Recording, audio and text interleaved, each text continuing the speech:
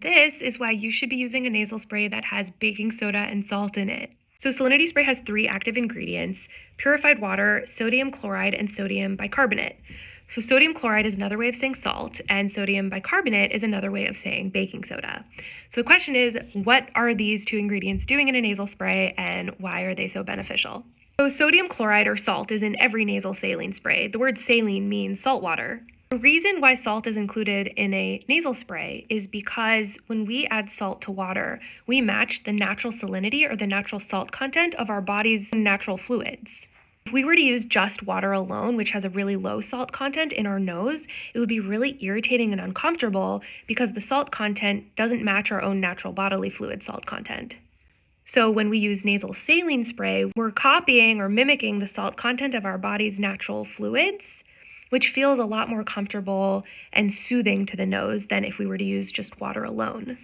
The baking soda or sodium bicarbonate plays a slightly different role. The baking soda acts as a pH buffer, which means that it ensures that the acidity or the alkalinity of the solution that we're putting in our nose matches our body's natural pH. The nasal environment has its own natural pH that we don't want to disrupt by putting in something that's too acidic.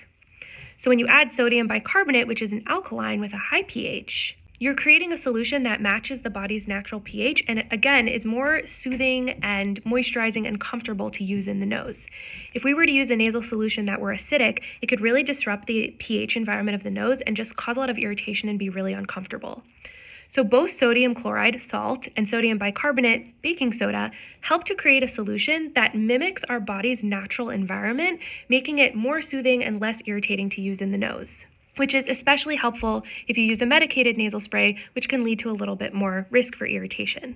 Both the sodium chloride and the sodium bicarbonate also help thin out excess nasal mucus and help it to drain more easily. They both also have antiviral and antibacterial properties, which can help to defend against infection and help cleanse the nose.